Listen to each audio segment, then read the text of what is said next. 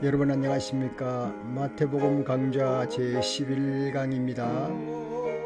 오늘은 세례 요한과 예수 그리스도 그 차이점이 무엇인지 좀 밝혀보죠. 그리고 12제자들 중에서 2제자만 잠깐 소개를 했습니다. 예.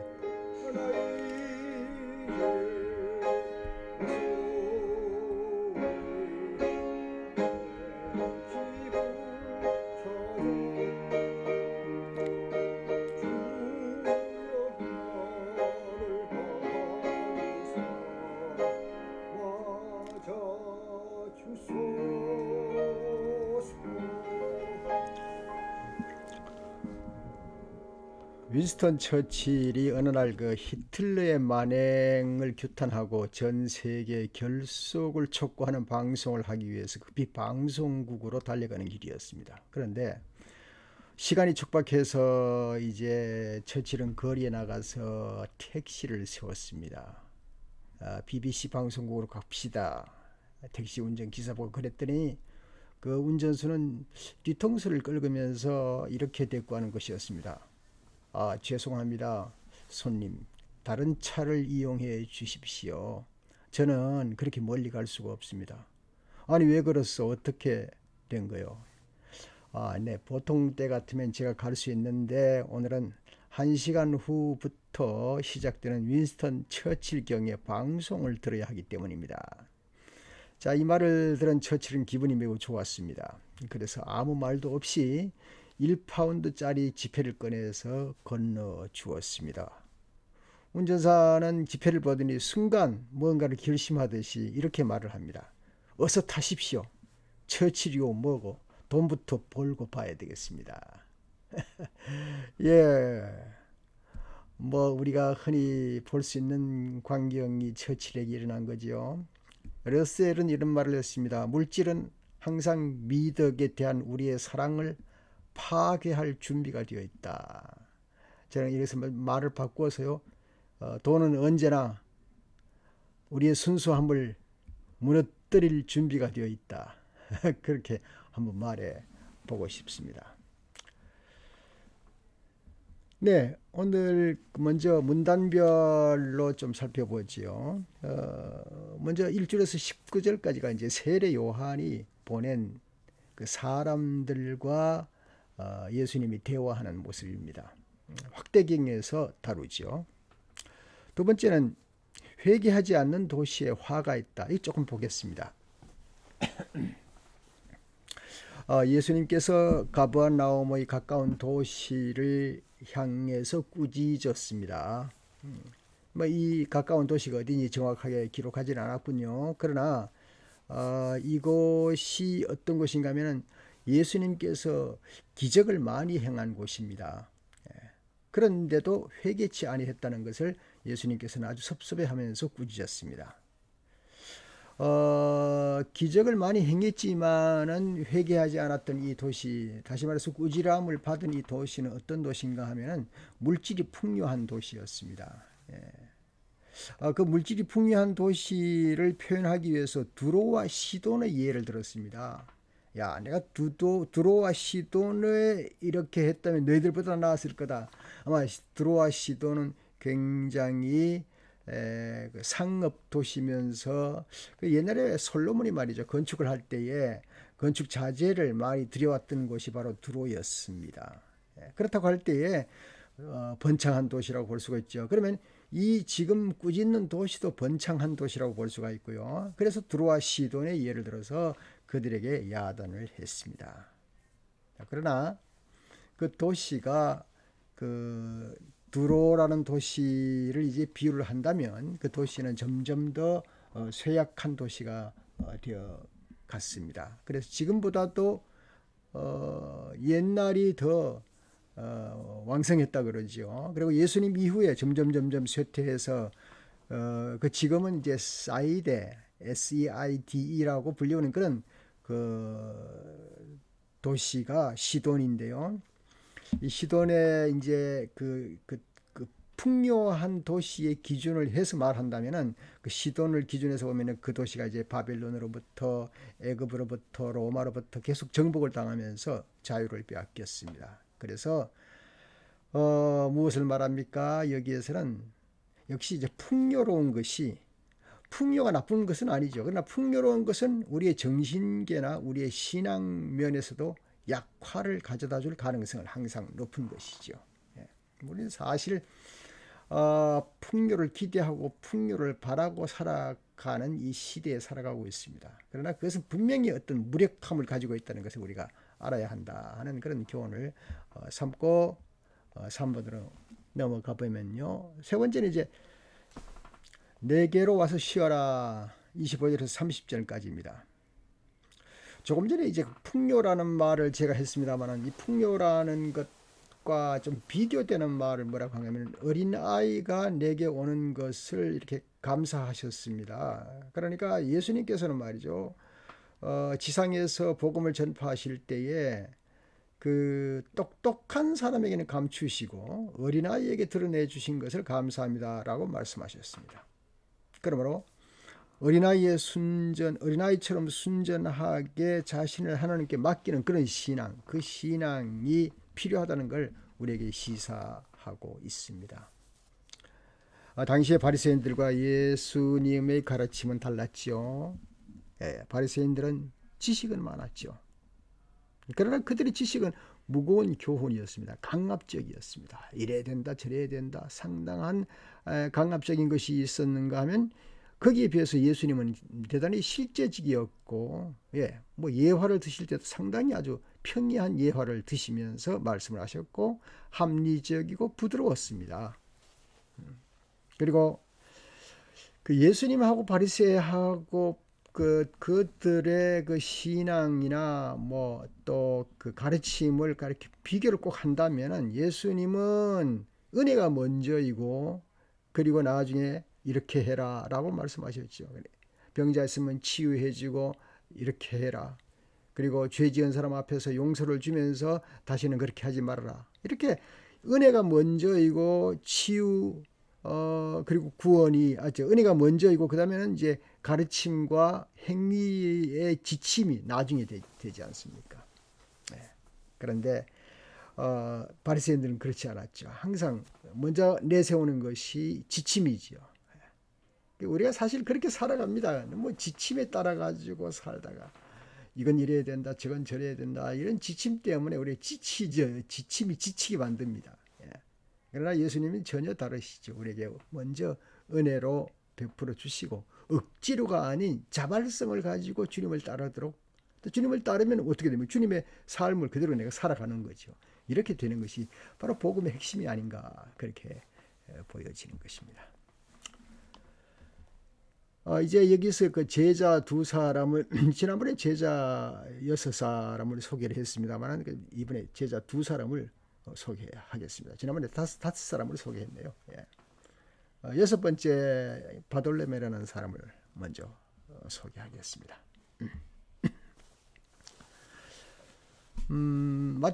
누가복음 제6장 14절에 바돌로메가 예수님의 제자 중 하나로 기록되어 있습니다. 오늘 본문에도 그렇게 나와 있죠. 예수님의 제자로. 그러나 대부분의 성경학자들은 바돌로메가 요한복음 1장에 나타난 나다나엘과 동일한 인물이라 그렇게 보고 있습니다. 저도 뭐 나다나엘을 참 좋아했습니다. 순전한 이스라엘인이다 그런 칭찬을 받았지요. 얼굴에 보면 화가 그린 그림이지만 상당히 얼굴이 순전해 보입니다. 연세는 좀 들어 보이고요. 이 나다나엘에게 제일 먼저 예수님을 소개한 사람이 그 빌립이죠. 빌립. 빌립은 나다나엘이 친구였던가 봅니다. 그래서 친구에게 야 저기 가보자, 우리 가보자, 예수님한테 가보자 그랬더니 나다나엘이 처음에는 뭐라 했는가 하면 나사렛에서 무슨 선한 것이 날 수 있겠느냐고 그렇게 반문을 했던 적이 있습니다. 그러나 얼마 지나지 않아서 그는 예수님 앞에서 랍비요, 당신은 하나님의 아들이시오 임금님이십니다. 이스라엘의 임금입니다 하고 고백을 했던 그런 사람이었습니다. 초대교회 전설에 의하면 바돌로메는 동방 메소포타미아, 페르시아, 이집트, 아르미니아 지방에서 복음을 전파했다고 합니다. 그리고 아르미니아의 알바노폴리스에게서 순교를 당했다고 전해지고 있습니다. 그 다음에는 오늘의 두 번째, 일곱 번째 도마를 좀 살펴볼까요? 도마는 쌍둥이라는 뜻을 가지고 있는 디두모라고도 불렀습니다. 디두모. 네, 여러분이 아시는 대로 그는 의심이 많기로 유명하죠. 도마는 우선 예수님의 제자가 되기는 했지만 주님의 능력을 믿지 못했습니다. 그는 예수님을 따르던 가지각색의 무리들이 묻는 질문과 대답을 수없이 들었을 것입니다. 그리고 수많은 이적을 보았습니다. 그럼에도 불구하고 그것을 하나님 아들과는 상관이 없는 것으로 생각을 했던 겁니다. 그는 예수님의 말씀을 믿을 수 없었습니다. 더 나아가서 예수님이 기적을 행하는데도 그 기적을 행하는 사건은 무슨 제자들의 마음을 조종해서 이끌어 나가려고 하는 행동으로 의심하면서 계속 관망적인 태도를 취했습니다.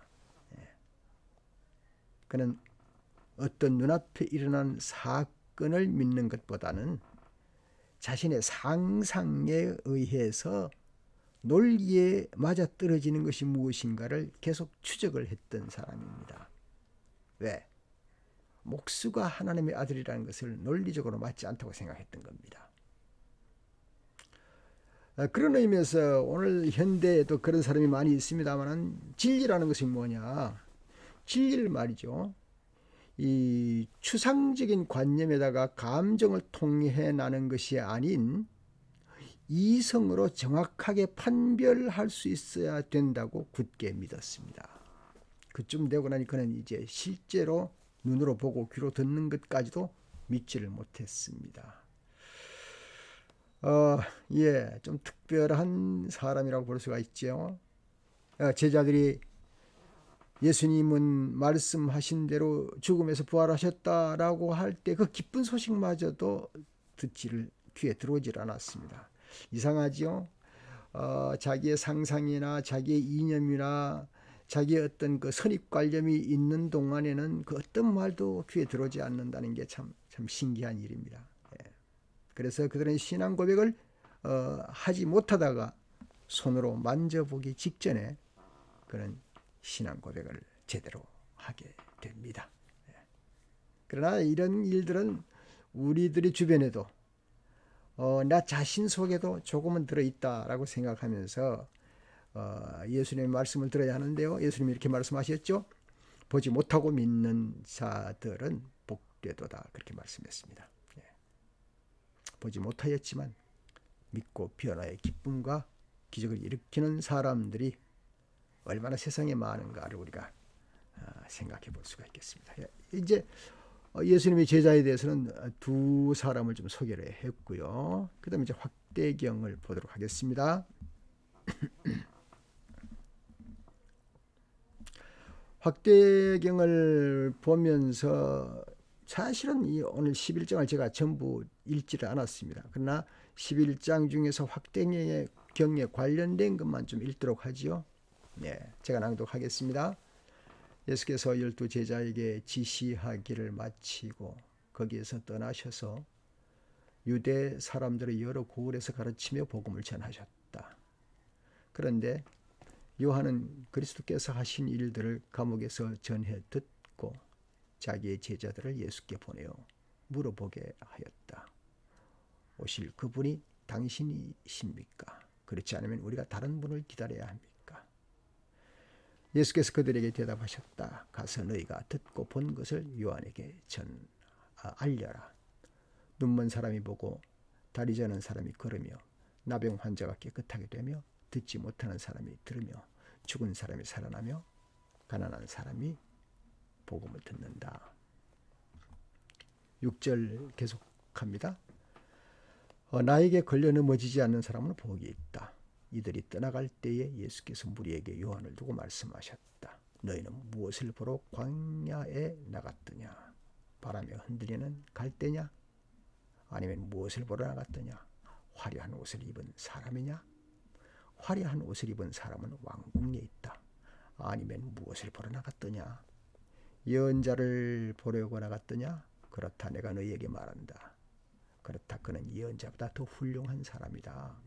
이 사람을 두고 성경에 기록하기를 보아라.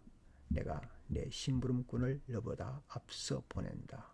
그가 내 앞에서 내 길을 닦아갈 것이다 라고 하였다. 11절입니다. 내가 진정으로 너에게 말한다. 여자가 낳은 사람들 가운데서 세례자 요한보다 더 큰 인물은 없다. 그런데 하늘에서는 아무리 작은 자라도 요한보다 더 크다. 12절입니다. 세례자 요한 때로부터 지금까지 하늘나라는 힘을 떨치고 있다. 그리고 힘을 쓰는 사람이 그것을 차지한다. 모든 예언자와 율법서는 요한에 이르기까지 하늘나라가 올 것을 예언하였다. 너희가 그 예언을 기꺼이 받아들이려고 하면 요한 바로 그 사람이 오기로 되어 있는 엘리야이다. 들을 귀가 있는 사람은 들으라. 16절입니다. 이 세대를 무엇에 비길까? 마치 아이들이 장터에 앉아서 다른 아이들에게 이렇게 말하는 것과 같다. 우리가 너희에게 피를 불어도 너희는 춤을 추지 않았고 우리가 곡을 해도 너희는 울지 않았다. 요한이 와서 먹지도 않고 마시지도 않았다. 그러니까 사람들이 말하기를 그는 귀신이 들렸다 하고 인자는 와서 먹기도 하고 마시기도 하니 그들이 말하기를 보아라. 저 사람은 마구 먹어대는 자요 포도주를 마시는 자요 세리와 죄인의 친구다 한다. 그러나 지혜는 그 한 일로 옳다는 것이 입증되었다. 19절까지 제가 읽었습니다. 이제 처음으로 돌아가서 말이죠. 우리가 그 구약의 선지자들과 세례 요한과 예수 그리스도를 제가 이렇게 세 등분해서 나누어서 봤는데요. 그 헤롯이 자기 동생 아내를 가로채서 결혼을 했죠. 이 사실을 다른 사람은 쉬쉬했지만 세례 요한이 과감하게 지적을 하고 책망을 함으로 말미암아 요한은 감옥 생활을 하게 됩니다. 요한은 감옥에서 지금 자기가 세례를 베푼 그가 각종 기적을 일으킴으로 그가 구약에 말씀하시는 예언자인지 즉 예수 그리스도를 말하는 거죠. 확인하게 됩니다. 2절 3절에서 요한은 그리스도께서 하신 일을 감옥에서 전해 듣고 자기의 제자들을 예수께 보내어 물어보게 했습니다. 오실 그분이 당신입니까? 이렇게 질문을 합니다. 여러분 그 요한의 그 위치가 어느 정도가 되겠습니까? 요한은 말이죠. 분명히 말한다면 구약의 이사야와 같은 예언자들이 참 많았지만 구약의 예언자들보다 더 높습니다. 사실은. 어쩌면 마지막 예언자라고 표현하기도 하고 예수 그리스도의 말씀에 의하면 사람이 낳은 자 중에 가장 크다 그렇게 말씀하셨습니다. 그래서 예언자들의 예언의 어떤 결론이라 그렇게 볼 수 있어요. 마지막 예언자니까요. 그래서 요한의 위치는 막중하다 그렇게 볼 수가 있습니다. 그리고 예수 그리스도가 요한이 세례를 줌으로 말미암아 이 땅에 구세주로 오셨다는 것이 이제 드러나게 되는 것이죠. 세례 요한의 제자들이 예수님 앞에 이제 물었지요. 우리가 다른 분을 기다려야 합니까? 우리가 기다리는 그 메시아가 당신입니까? 하고 물을 때에 예수님께서 세 가지를 말씀하셨습니다. 오늘 여기에 세 가지만 잘 여러분께서 기도만 들으시면 오늘 이 메시지는 전달 바로 됐다 볼 수가 있겠죠. 예수님의 대답은 첫 번째 사건들을 보라. 예수님이 내가 맞아 메시아 맞아 아니야 그렇게 표현하지 않았습니다. 먼저 예수님은 기적 사건들을 그대로 말씀했습니다. 자, 구약의 그 어떤 예언자도 할 수 없었던 사건들, 이 기적들은 단순히 사람을 치유하거나 사람을 놀라게 하려고 하는 것이 목적이 아니었다. 그가 오심은 메시아라는 점을 분명하게 해주려고 한 사건이었다. 저는 여기에서 참 또 새삼 은혜를 받았습니다. 아, 예수님은 바로 하나님의 아들이라는 것을 이 기적 사건을 통해서 먼저 제시해 주는구나. 그걸 우리가 볼 수가 있습니다. 그래서 예수님은 요한이 제자들을 보고 가서 듣고 본 대로 알려라. 그렇게 말했습니다. 두 번째 예수님이 하시는 말씀이 무엇입니까? 걸려 넘어지지 말라 하는 겁니다. 사람들은 누구든지 예수를 만나서 구원을 얻어야 합니다. 그런데 예수님을 만나서 구원 얻기 이전에 걸려 넘어지게 되는 겁니다. 그게 무엇입니까?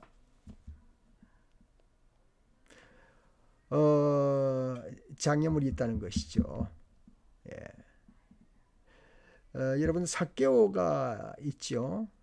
삭개오는 그가 자신이 가지고 있는 게 키가 작다는 것과 또 직업이 다른 사람의 조롱을 받는 직업이라든가 하는 것이 자기 자신이 가지고 있는 함정입니다.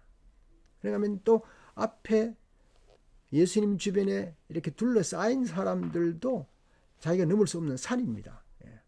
그러나 그 모든 것을 장애물을 넘어서서 복나무 위로 올라갔지 않습니까? 그 하나 좋은 장애물을 넘어가는 구원받는 사람들의 하나의 모델이라고 볼 수가 있겠습니다.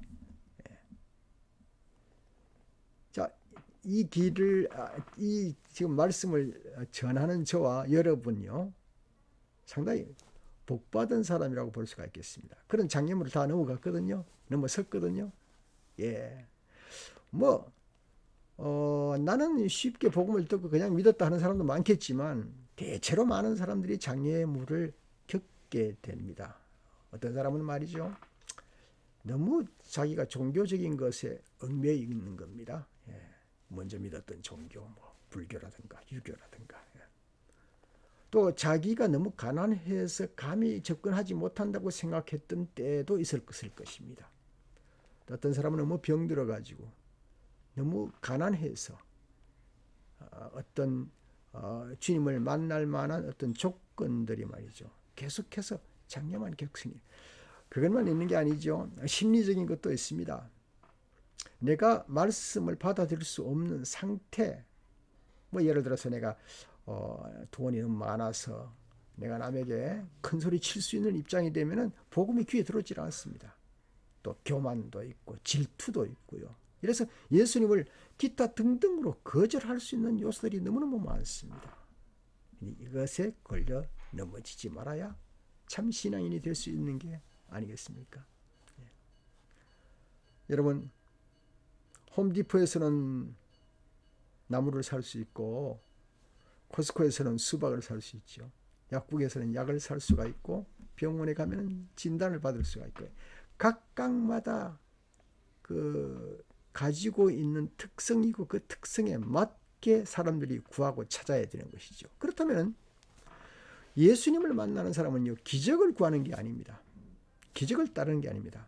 하나님이 기적을 통해서 이것이 내 아들이다 하는 것을 표현하셨지만은 예수님이 이 땅에 구속자로 오신 분으로 우리가 만나야 되는 것이죠.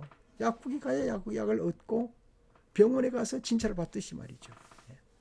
그래서 우리는 나를 인하여 넘어지지 말라라고 하는 말씀, 그 7절의 말씀을 보면서 또 이어지는 말씀이 뭡니까? 바람에 흔들리는 갈대와 같다. 다 연결되는 말이죠. 그래서 사랑하는 여러분, 예수님 앞에 다른 목적으로 오는 것이 아닙니다. 예수님 앞에는 어떻든 부자든 가난한 사람이든 그는 주님 앞에 내 생명, 영원한 생명의 구원의 주도자가 되시는 예수님을 만나는 것이죠. 그래서 우리는 바람에 흔들리는 갈대가 아니라 예수 그리스도 앞에 내 가진 모든 허물, 옷을 다 벗기고 말이죠, 주님을 만날 수 있는 것이죠. 그리고 주님을 만날 때 요즘 이 직면이라는 표현을 잘 쓰는데 직면하여야 하는 것이죠. 예. 이 세상은 사탄의 방해로 인해서 매우 혼미합니다. 마치 안개가 가득해서 산이나 집이나 호수가 감추어진 것과 같습니다. 그러나 영의 눈을 뜨고 이 세상에 끊임없이 관여하시는 하나님의 성실하심을 바라보십시오. 그리고 믿으십시오. 그리하면 아침 안개가 그치듯이 깨끗이 그치고 참 사물을 볼 수 있을 것입니다. 진리를 쫓으라. 이것이 저와 여러분이 사는 길이 아니겠습니까? 저는 요즘 로마서를 좀 깊이 읽어보는 기회를 가지게 됩니다. 로마서 8장 1절 2절 너무 좋은 말씀이죠. 그러므로 그리스도 예수 안에 있는 사람들은 정죄를 받지 않습니다. 그것은 그리스도 예수 안에서 생명을 누리게 하는 성령의 법이 당신을 죄와 죽음의 법에서 해방하여 주었기 때문입니다.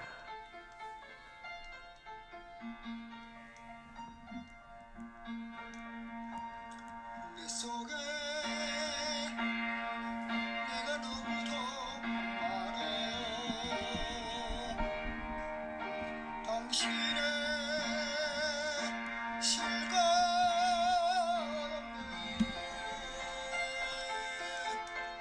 내 속에 헛된 마음들로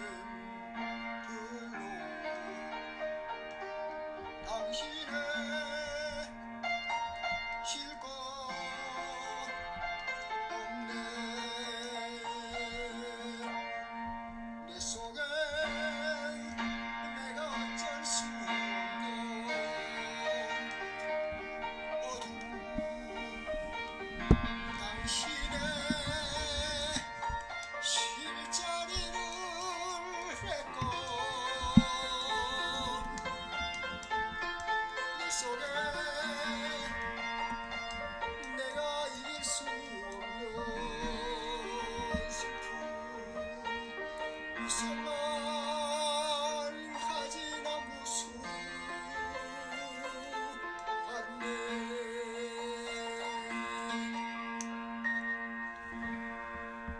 네, 마태복음 강좌 제 11강을 모두 마치겠습니다. 감사합니다.